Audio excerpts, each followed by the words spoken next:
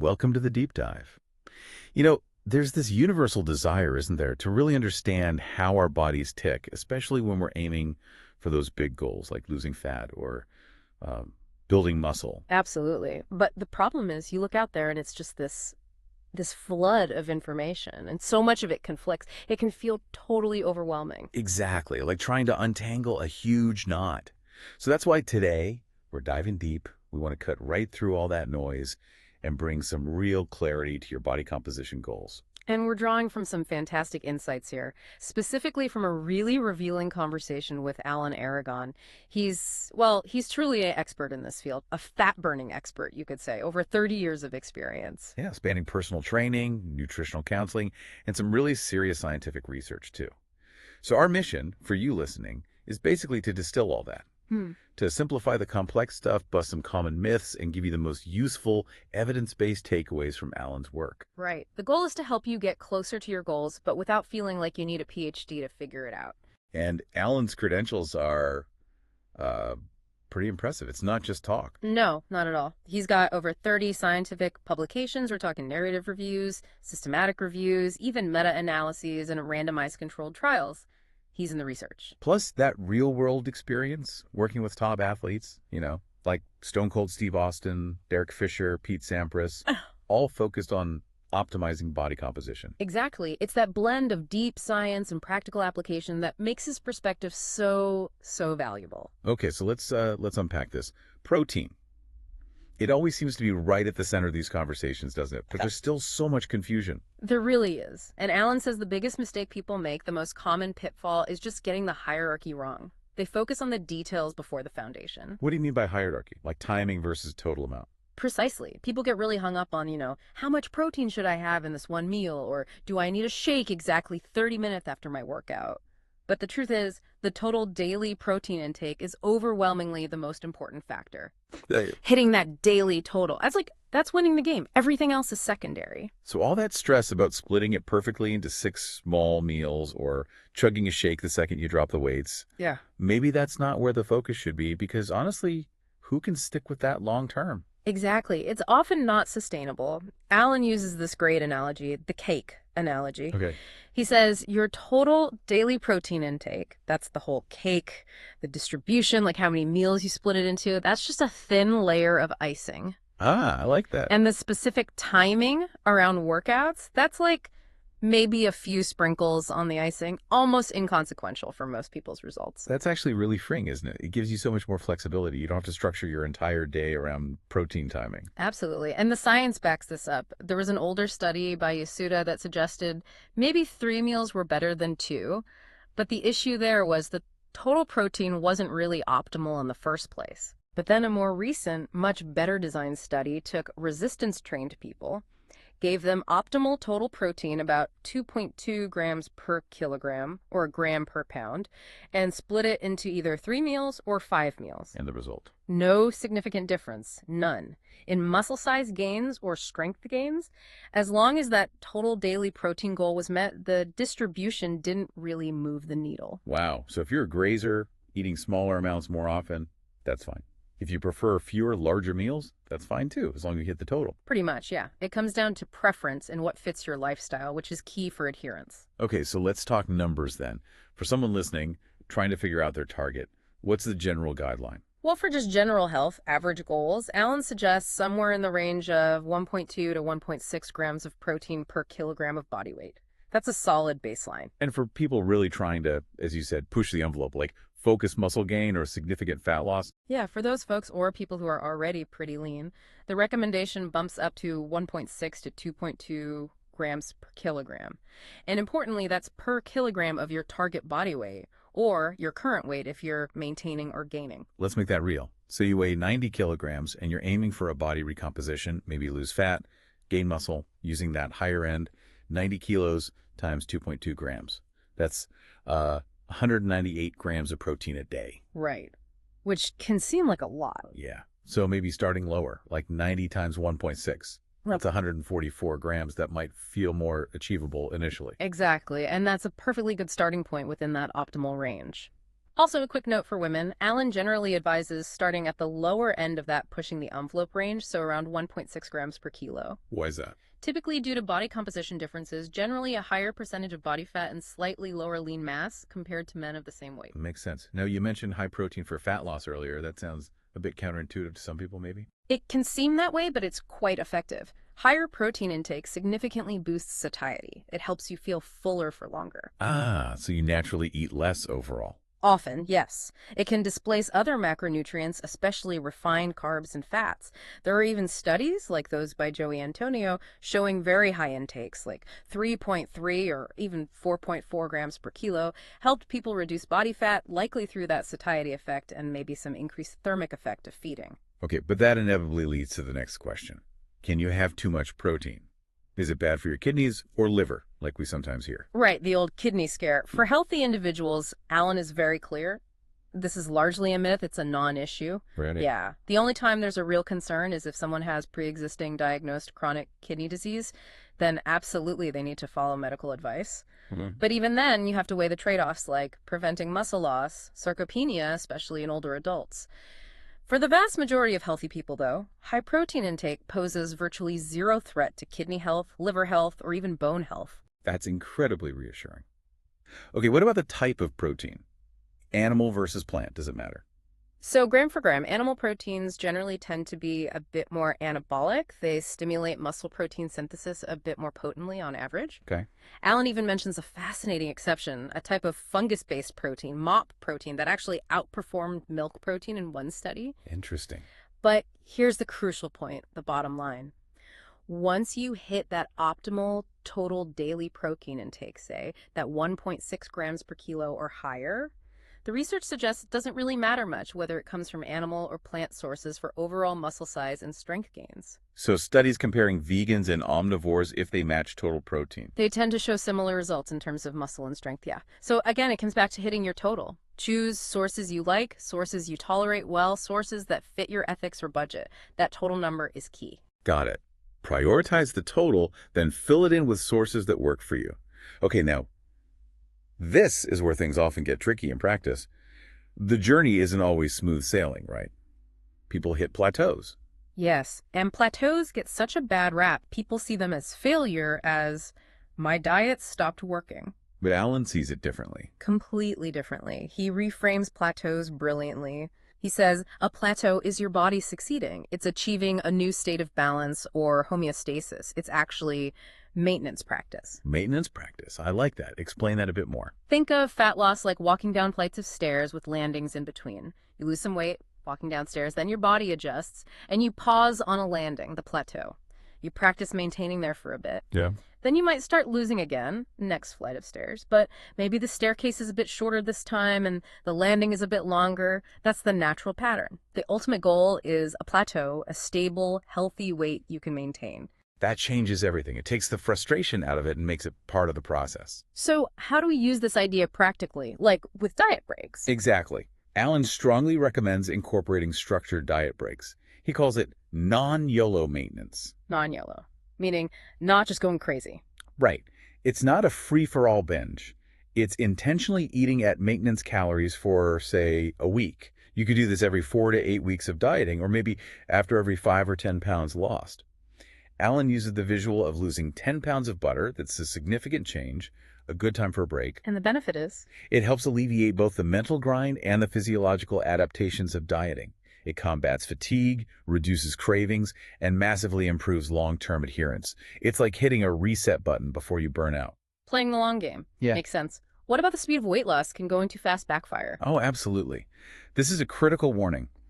Losing weight too quickly, generally defined as more than about 1% of your body weight per week, significantly increases your risk of losing lean body mass, muscle. And losing muscle is bad not just for strength, but for metabolism too, right? Precisely. If you lose too much muscle during a diet, your body kind of panics. It senses an energy crisis. Hunger signals get ramped up, your metabolism might downregulate a bit more. And crucially, when you inevitably stop dieting so aggressively, your body becomes primed to regain fat preferentially. Allen calls this collateral fattening. Oof, collateral fattening. So you lose weight, but end up with a higher body fat percentage potentially. Exactly. You can end up metabolically worse off. So the solution is patience. Aim for that slower, sustainable rate. 0.5% to 1% of body weight loss per week. Combine that with resistance training and adequate protein, and you protect that precious muscle mass. Which leads nicely into another big frustration people face, the feeling that their metabolism just tanks when they diet. My metabolism is slow. What's Alan's take on this? Yeah, it's a really common feeling, and there is a grain of truth to it, but maybe not in the way people think. There is something called adaptive thermogenesis, where your metabolic rate does decrease slightly, more than you'd expect just from weighing less. Okay, so it does slow down a bit. A bit, yes. But Alan emphasizes that the major component, the biggest reason people feel their metabolism has slowed and weight loss stalls, is actually a decrease in NEAT, Neat. What's that? non-exercise activity thermogenesis. It's basically all the calories you burn from movement that isn't formal exercise. Fidgeting, walking around, tapping your foot, your posture, even how fast you walk to the mailbox. And that decreases when you diet. Significantly and often subconsciously. Your body cleverly tries to conserve energy by just making you move less throughout the day. Yeah. This can easily account for burning 200, maybe 300 fewer calories per day without you even realizing it. Wow. So you think you're eating the same and doing the same exercise, but your actual calories out has dropped because you're subtly moving less. Exactly. And that makes people think calories in, calories out is broken. But it's not broken. The calories outside of the equation just changed without them noticing. And the good news is, NEAT is somewhat controllable. You can consciously try to move more. That's a huge insight. Okay, let's switch gears a bit. Popular diets. Keto, fasting, carnivore, they all have their proponents. What's Alan's big picture view? Is there one best diet? His answer is refreshingly simple. No, there's no single best diet for everyone. So what makes a diet effective then?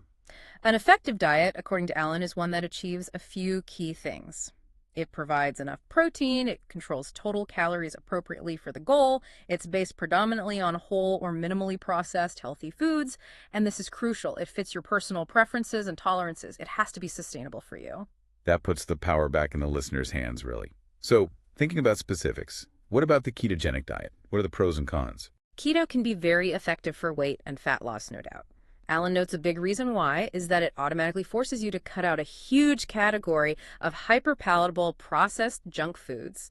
Think chips, cookies, sugary drinks, pizza, pasta. It takes out a lot of easy to overeat stuff. Exactly. And often people on keto naturally increase their protein intake, which helps with satiety, as we discussed.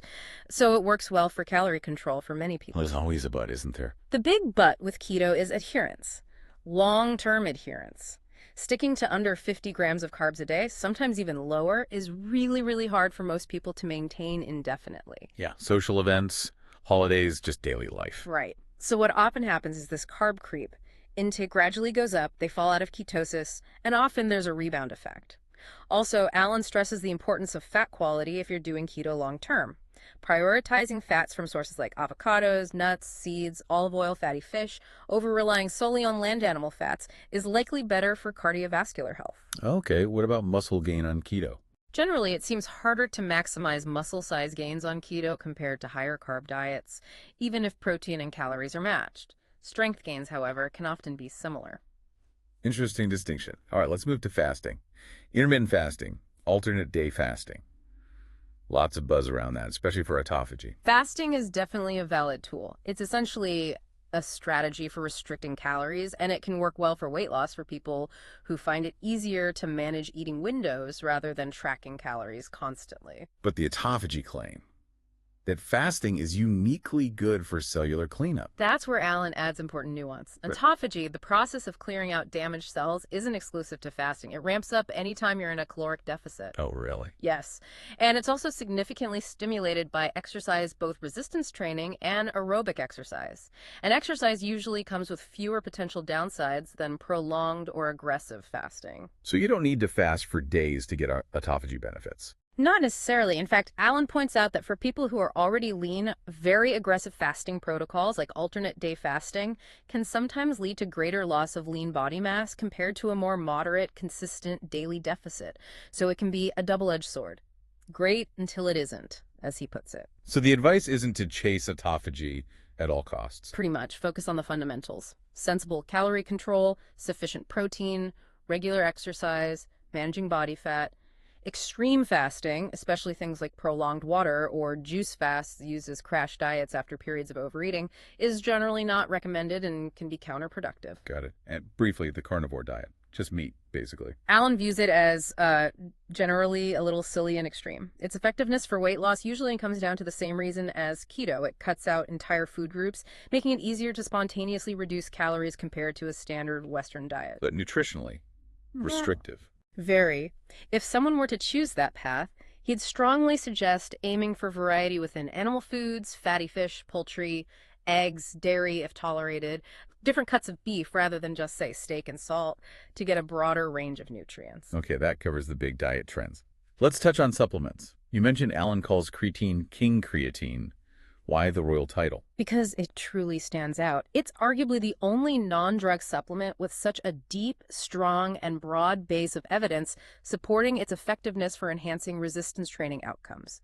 We're talking clear benefits for increasing strength and muscle size. So it definitely helps with the physical side. Any other benefits? Yes, and this is fascinating. The research is growing on other benefits too. Improved joint health, better glucose control in some populations, and even cognitive benefit. Cognitive, like memory. Yeah, potentially. By creating a more energy-rich environment in the brain, it seems to help, particularly in situations where cognitive function might be stressed or declining. It's not just for muscles anymore. That's amazing. So, dosage. Yeah. How should people take it? The standard protocol is often a loading phase, 20-25 grams per day, split into smaller doses for 5-7 days. This saturates your muscles quickly. Okay. Then you drop down to a maintenance dose of just 3 to 5 grams per day. You can skip the loading phase and just start with 3-12 grams daily. It'll just take longer, maybe 3-4 weeks, to fully saturate the muscles. And people worry about water weight. You might see a small initial weight bump, Right. maybe 1-2% of body weight, but that's primarily water being pulled into the muscle cells, which is actually part of how it works. It's not fat gain, and it's generally considered very safe. Good to clarify. All right, last big topic. Yeah. Sweeteners and sugar. So much fear and confusion here. Artificial sweeteners, good, bad, indifferent. Alan basically calls the panic around most artificial sweeteners a nothing burger. A lot of scaremongering out there. Okay. Things like sucralose, Splenda, aspartame equal, stevia. In normal, reasonable amounts, he considers them fair game. They can be useful tools for reducing overall sugar and calorie intake. The only one he flags as having a potentially crappy track record regarding glucose control or weight gain in some studies is saccharin, the stuff in the pink packets. But that's not common anymore, is it? No, it's commercially almost disappeared, so the main ones people use are generally fine. And what about actual sugar? Is all sugar bad? What about fruit? This distinction is critical. Ellen stresses we need to separate added sugars from naturally occurring sugars, like those in fruit and dairy. Vilifying fruit because it contains fructose is, frankly, nonsensical from a health perspective. Why is that? Fruit is generally low in calorie density, high in water, packed with fiber, vitamins, minerals, antioxidants. It's highly satiating. Studies consistently link fruit consumption to better health outcomes, improved glycemic control, and better body composition. So the sugar in an apple is totally different from the sugar in a soda. In terms of its package, absolutely. The problem with added sugars, the sugars put into processed foods and drinks, is twofold. One, they dilute the nutrient density of the diet. Alan calls this micronutrient dilution. You're getting calories without much nutritional value. Okay. And two, added sugars are almost always found in those hyper-palatable, ultra-processed foods that combine carbs and fats in ways specifically designed to make you overeat them. That's where the real danger lies. So a reasonable guideline for added sugar. Alan suggests aiming for no more than about 10% of your total daily calories coming from added sugars. That allows for some flexibility without letting it dominate your diet. Okay, this has been incredibly insightful on the what and how, but let's talk about the why and the sticking with it. You mentioned Alan talks about a catalyst moment for change. Yes, this is really about the psychology of sustainable change. His observation from decades of working with people is that individuals finally achieve and maintain their goals when those physical goals genuinely become priority number one. Priority number one, ahead of work stress, social life, convenience. Often, yes. He notes that too many people say they want it, but their actions show other things are higher priorities, or they let excuses derail them consistently. He uses the example of elite physique athletes. They succeed because the program is the top priority, non-negotiable. That raises a really important question, though. Yeah. How do you actually get yourself to that point? How do you make it priority number one internally? It's about deep motivation. Alan suggests a simple but powerful exercise. Ask yourself why. Why do you really want this change? Identify 3 core drivers. Write them down. Then identify your 3 biggest barriers, the main things that consistently trip you up. So understand your motivation and your obstacle. Exactly. Bringing those to the front of your mind helps internalize the commitment and strategize around the barriers. Yeah. It makes it more concrete than just a vague wish. And this connects to Alan's own personal story, which is incredibly powerful. He overcame a significant addiction. Yeah, he's very open about it. He talks about struggling with a heavy alcohol addiction for years, drinking a bottle to a bottle and a half of wine basically every single night from age 40 to 46.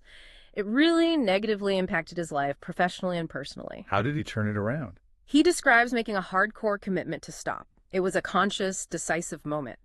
And importantly, he redirected those ingrained ritualistic tendencies, the habit patterns, away from drinking and towards positive habits, training and focusing intensely on his nutrition. Replacing a negative ritual with positive ones. Precisely. And he used a specific visualization technique to maintain abstinence, which is fascinating. What was that? When he felt the urge to drink, he would mentally play the tape forward. He'd vividly imagine the entire negative sequence. The fleeting initial satisfaction, maybe making a bad impression, the inevitable junk food binge that followed, and then feeling physically awful and regretful the next day. A kind of pre-mortem for the bad decision. Exactly. By rehearsing the negative consequences in detail, he strengthened his resolve in the present moment to not take that first step. And you could absolutely apply that to diet or exercise, couldn't you? Visualizing the consequences of skipping a workout or eating off plan. Absolutely. Playing out the short-term gratification versus the longer-term regret or stalled progress, it's a powerful mental tool for strengthening discipline and reinforcing your commitment to that priority number one. Wow, okay. We have covered so much ground today, from the absolute centrality of total daily protein, forget the microtiming, to reframing plateaus not as failures, but as positive maintenance practice. Yeah, and understanding that slow metabolism is often really about reduced NEAT, that subconscious movement. Plus, getting real about the pros and cons of popular diets like keto and fasting. And landing on that fundamental truth. Sustainable change really boils down to making your health and physical goals a genuine top priority. It really ties it all together. We've explored how our bodies adapt, how our minds grapple with challenges, and ultimately how our priorities dictate our outcomes. So here's a final thought for you, the listener, as you go about your day. We've talked about working with our body's adaptations, not fighting them. What if we applied that same informed, strategic, patient mindset elsewhere in our lives? That's a great question. Where else might understanding the underlying mechanisms, acknowledging the challenges, and consciously setting priorities make a real difference? What other areas are you maybe saying are priority number one, but could benefit from this kind of deep dive and commitment? Something to definitely reflect on. Consider where a more evidence-based, patient, and truly prioritized approach could unlock significant results for you. Thank you for joining us on this deep dive.